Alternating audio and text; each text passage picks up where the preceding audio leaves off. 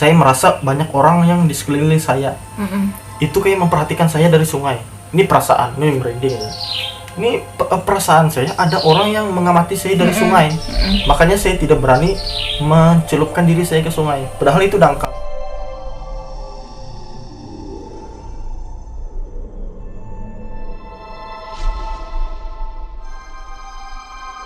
Oke, mungkin untuk memulai video kita ini kita mau kenalan dulu sama Pak Guru.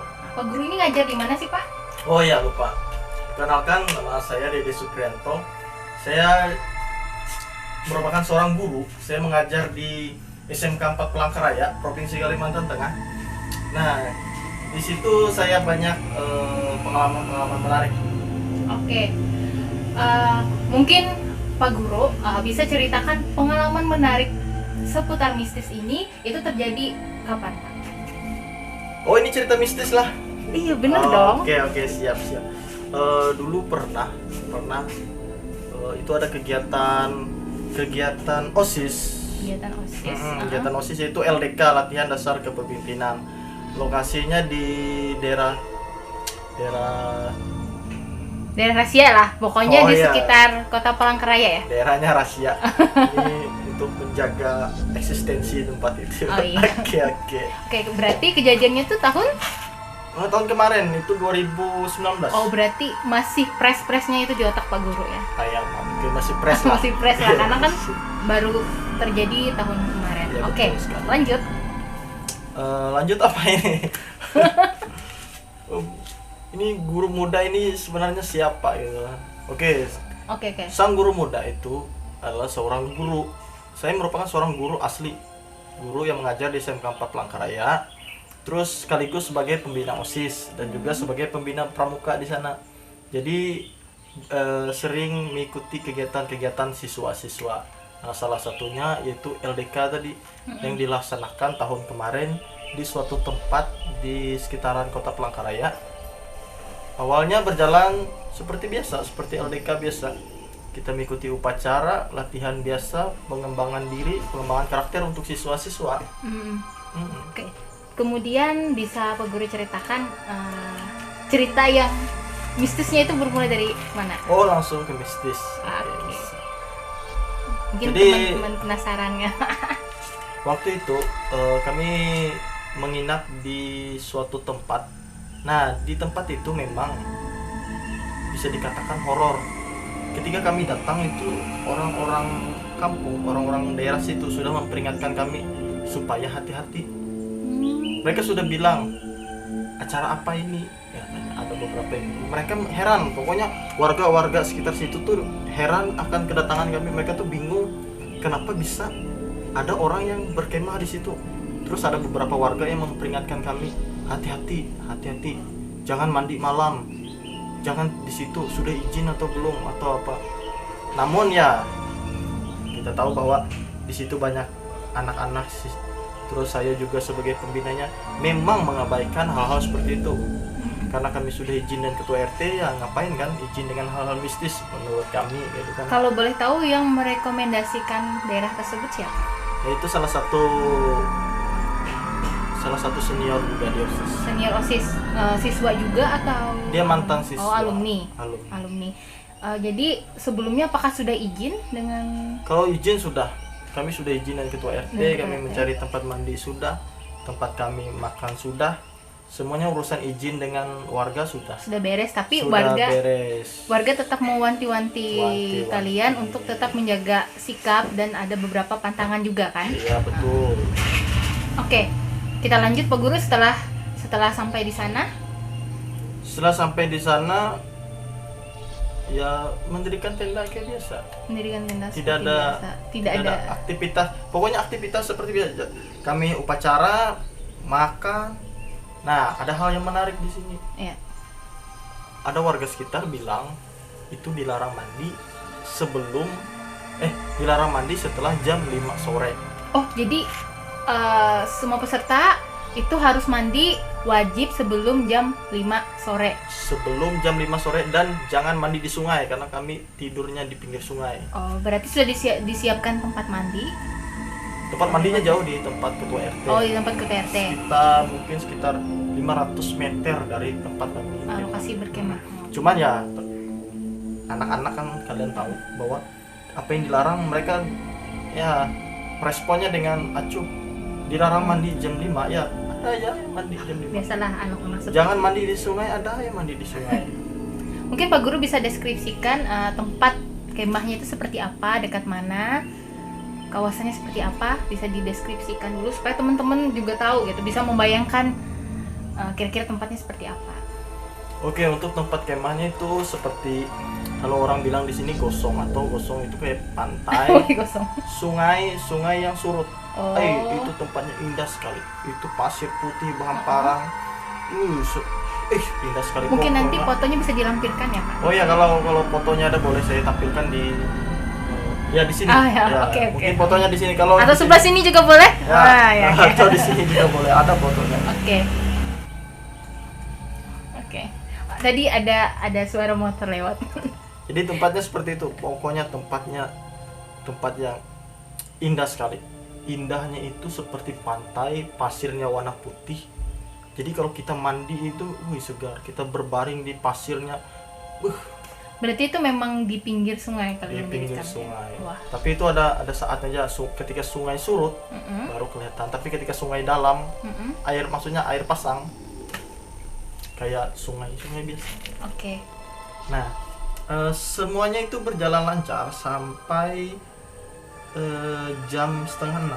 Semuanya berjalan lancar ya sampai jam 5:30. Oke, pokoknya semuanya berjalan lancar sesuai dengan schedule. Oke. Nah, pada saat jam 5:30, nah itu masih ada siswa yang mandi, tapi itu masih aman-aman saja. Nah, terus ada datang satu orang kakek-kakek menghampiri salah satu siswa kami. Sudah datang kakek. Apa sebelumnya kalian sudah pernah ketemu kakek itu? Oh, kakek itu orang sekitar. Jadi Sekitar. kakek-kakek itu orang sekitar. Dia bertanya. Peringatan pertama itu dari warga. Ketika kami baru datang, warga memperingatkan hati-hati. Terus kami abaikan. Terus yang kedua ada kakek-kakek datang, katanya hati-hati. Kakek-kakek itu ini yang menarik dari kakek-kakek itu. Teman saya itu lagi tidur. Teman lagi tidur, terus datang kakek-kakek. Hati-hati katanya. Terus teman itu bangun. Oh ya katanya. Ya kek katanya. Terus dia nunduk, terus kakek-kakeknya hilang. Wah. Ini percaya tidak percaya, tapi ini memang cerita teman.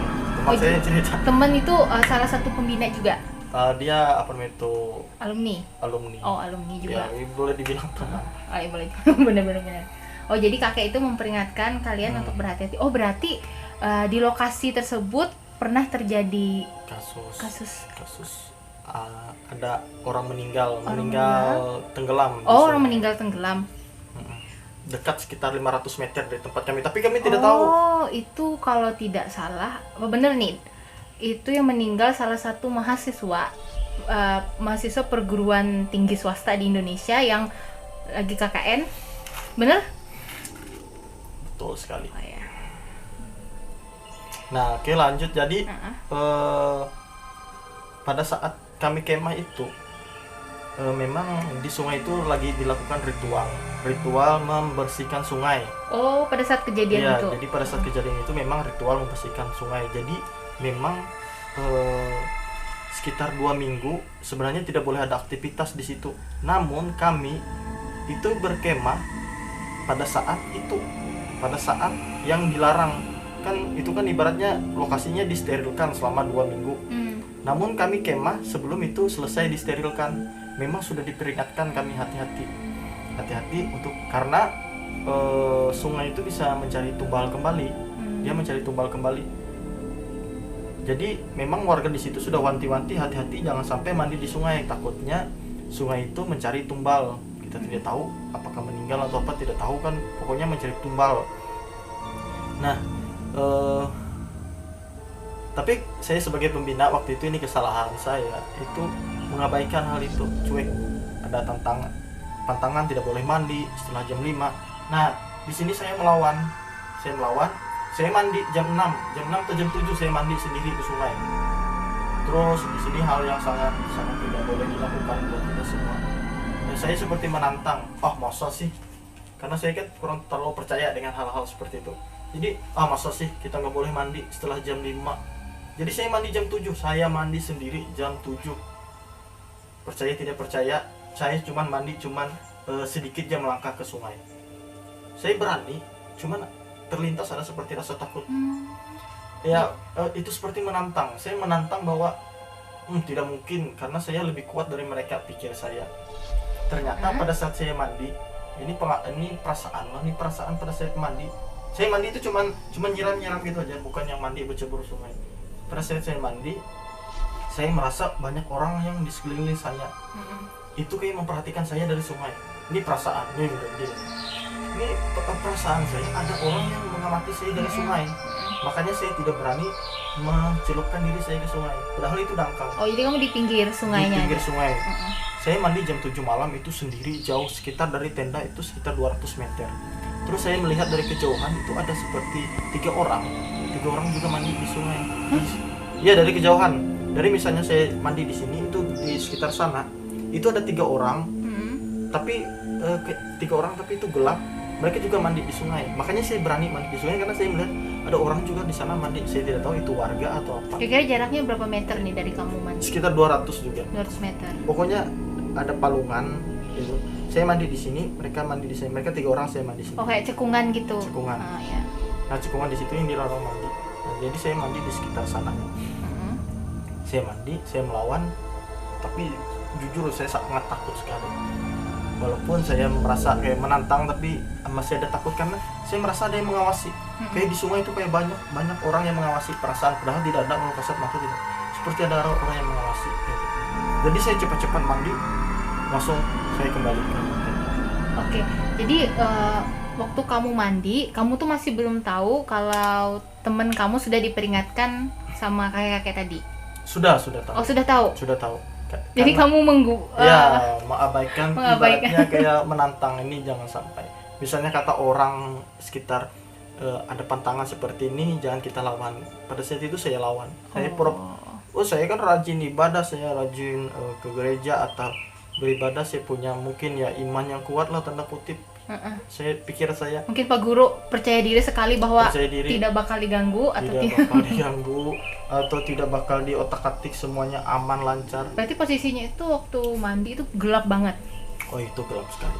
Berarti posisinya itu posisi tempat mandi itu jauh dari tenda peserta, jauh dari rumah warga juga.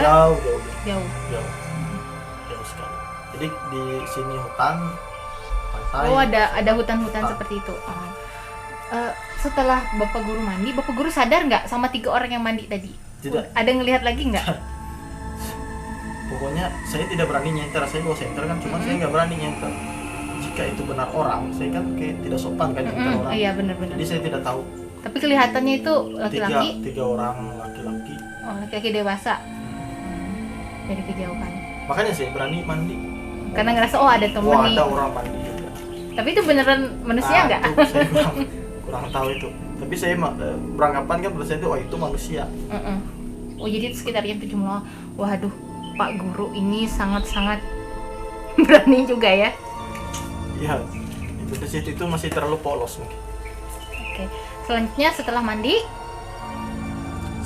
kami seperti biasa api unggun kan, malam api unggun. Oh, ya. Setelah api unggun kita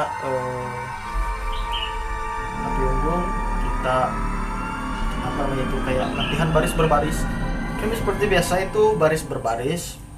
Nah, pada saat baris berbaris itu ini siswa baris, terus ini pelatihnya. Nah, di sini hutan. Nah, ada salah satu siswa kami itu, dia cewek, itu melihat sesuatu yang aneh ke arah hutan. Melihat sesuatu yang aneh, tapi dia diam. Jadi dia diam saja, dia melihat sesuatu yang aneh, kayak rupanya kayak buruk rupa yaitu ke arah hutan. Nah, jadi dia tuh ketakutan, tapi dia tidak mau ngomong sama kami. Akhirnya pada saat itu dia langsung kayak pingsan.